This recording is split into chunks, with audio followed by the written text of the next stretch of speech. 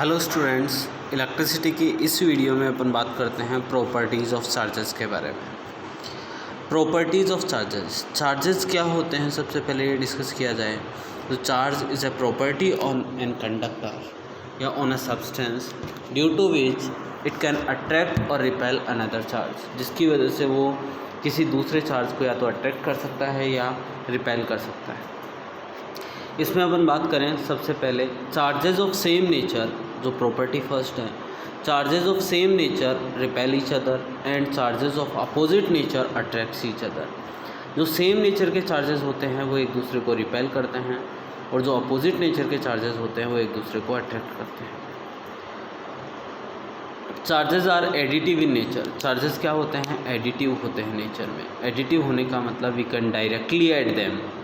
जैसे एग्जांपल दिया हुआ है, if Q1 and Q2 are equal that +5 coulomb and -2 coulomb. Q1 की वैल्यू जो है वो +5 कूलम है, Q2 की वैल्यू -2 कूलम है on a system. Then find out the net charge on the system. Total charge देखें तो Q1 + Q2 करेंगे तो प्लस का 3 कूलम के बराबर चार्ज हो जाएगा। There is no effect of motion on the charge. Charge पे मोशन का कोई इफेक्ट नहीं होता है।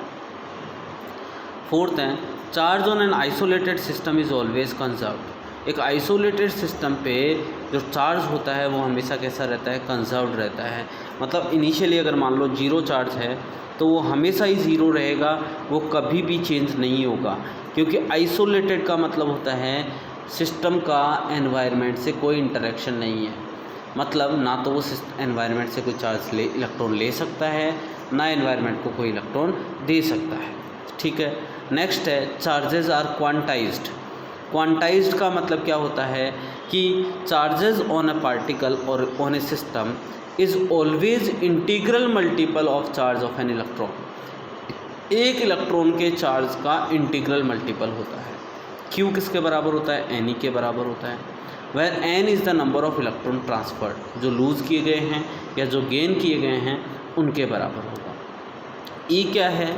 चार्ज ऑन 1 इलेक्ट्रॉन, जिसका मैग्नीट्यूड ही लेना है कि 1.6 × 10⁻⁻19 कूलम आ जाएगा। जैसे फर्स्ट क्वेश्चन दिया गया है, find out the number of electrons removed from a body so that there will be charge of 1 coulomb on the body.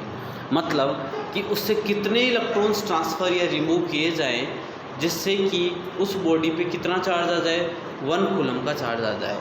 ठीक है। जिसमें n निकालना है। E कितना है? 1.6 × 10⁻⁻19 और Q कितना है? 1 कूलम। तो Q इज़ कितना आ जाएगा? Ne।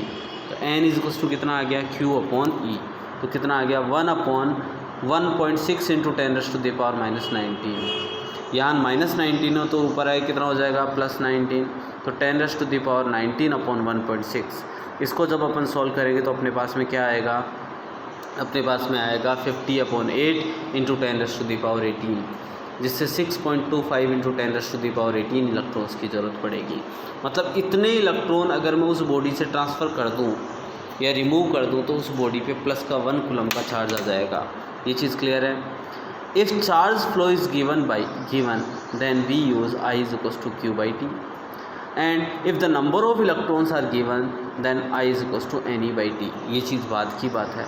जैसे अगर बोला गया if 12.5 × 10⁻20 electrons flow from a conductor in 10 seconds, then find out the value of current passes through the conductor. कितना करंट पास करेगा? देखो कितना करंट की जो फॉर्मूला होता है वो क्या होता है? Charge in per unit time. तो I = Q/T होता है। तो I = Ne/T भी लिखा जा सकता है। यहाँ n कितना दिया हुआ है? 12.5 × 10⁻20। E कितना हो है? 1.6 × 10⁻⁻19। तो T = कितना आ जाएगा? 10 सेकेंड्स में। T 10 सेकेंड है तो I = Ne/T करेंगे तो कितना आ जाएगा मेरे पास? 20 एम्पियर। ठीक है। इसी में अपन आगे बात करते हैं classification of substances. Classification of substances क्या है? Substances are classified in 3 types on the basis of flow of electrons. मतलब इलेक्ट्रॉन्स के फ्लो के बेसिस पे अपन क्या कह सकते हैं कि सब्सटेंस को कितने पार्ट्स में क्लासिफाई किया गया है? 3 पार्ट्स में। फर्स्ट है कंडक्टर्स। कंडक्टर्स क्या होते हैं? The substance those supports in the flow of electricity और we can say that through these substances electricity can flow are known as conductors. Generally metals are conductors होते हैं, metals जो हैं वो सारे के सारे क्या हैं, कंडक्टर्स हैं। नेक्स्ट अगर अपन बात करें कि कोई ऐसा नॉन मेटल है जो कंडक्टर है, मरकरी या ग्रेफाइट, मरकरी नहीं ग्रेफाइट जो है वो एक ऐसा नॉन कंडक्टर है या नॉन मेटल है जो कंडक्टिविटी शो करता है। नेक्स्ट अगर अपन बात करें इंसुलेटर क्या होता है, इंसुलेटर्स क्या होते हैं, these substances do not support in the flow of electricity और we can say that through which electricity can not flow is known as insulator. Next आता है अपने पास में semiconductor. These substances behave like insulator at low temperature and behave like conductor at high temperature. जो low temperature पे किसकी तरह काम करते हैं, कंडक्टर्स की तरह काम करते हैं, और जो है हाई टेम्परेचर पे नहीं लो टेम्परेचर पे किसकी तरह काम करते हैं, इंसुलेटर्स की तरह काम करते हैं, और जो हाई टेम्परेचर पे किसकी तरह काम करते हैं, कंडक्टर्स की तरह काम करते हैं, उनको अपन क्या बोलते हैं, सेमी कंडक्टर्स बोलते हैं। नेक्स्ट अपने पास में आता है electric field and electric potential. Electric field क्या होता है, the space around a source charge Q. Source charge का मतलब एक बड़ा चार्ज है, in which another charge experience a force of attraction और repulsion is known, this space is known as electric field of the source charge. मतलब अगर कोई एक चार्ज क्यू है, उसके चारों तरफ का वो स्पेस जिसमें कोई दूसरा चार्ज अगर आ गया तो उस पर या तो अट्रैक्शन लगेगा या रिपल्शन लगेगा, तो इस ऐसे चार्ज को अपन क्या बोलते हैं, सोर्स चार्ज बोलते हैं। और ये जो स्पेस बनाया गया है इस स्पेस को बोलते हैं अपन इलेक्ट्रिक फील्ड। ठीक है। नेक्स्ट आता है इलेक्ट्रिक पोटेंशियल। इलेक्ट्रिक पोटेंशियल क्या होता है, the work done to transfer a unit positive charge from infinity to a point in an electric field is equals to electric potential of that point। मतलब एक unit positive charge को अगर मैं infinity से लेके उस सोर्स चार्ज के पास में या उसके इलेक्ट्रिक फील्ड में कहीं लाना चाहूँ तो मुझे काम करना पड़ेगा। अगर मुझे काम करना पड़ रहा है दैट मीन्स मेरा वर्क डन होगा तो मेरी एनर्जी डिक्रीज़ होगी, वो उसकी एनर्जी के रूप में जाके स्टोर हो जाएगी, उसी को अपन बोलते हैं इलेक्ट्रिक पोटेंशियल। ये चीज़ क्लियर हो गई होगी आप लोगों को। Electric potential energy of unit positive charge is known as electric potential. अगर मैं क्यू चार्ज को लाता हूँ तो वर्क डन को इलेक्ट्रिक पोटेंशियल एनर्जी बोलते हैं, अगर यूनिट पॉजिटिव चार्ज को लाता हूँ तो उसको इलेक्ट्रिक पोटेंशियल बोल सकते हैं। तो electric potential energy of unit positive charge is known as electric potential. Unit positive charge की जो एनर्जी होती है, पोटेंशियल एनर्जी होती है, उसको क्या बोलते हैं, इलेक्ट्रिक पोटेंशियल बोलते हैं। तो यहाँ से अगर लाने में जी की अगर इन्फिनिटी के बारे में बात करें, वहाँ की पोटेंशियल एनर्जी और पोटेंशियल दोनों के दोनों क्या हो जाते हैं, ज़ीरो। अगर अपन बात करें कि अगर मान लो ये नेगेटिव चार्ज है और मैं एक पॉजिटिव चार्ज को इधर से इधर ला रहा हूँ तो अट्रैक्शन का फोर्स लगेगा, मतलब सिस्टम अपने आप काम कर लेगा, मुझे काम करने की ज़रूरत नहीं है।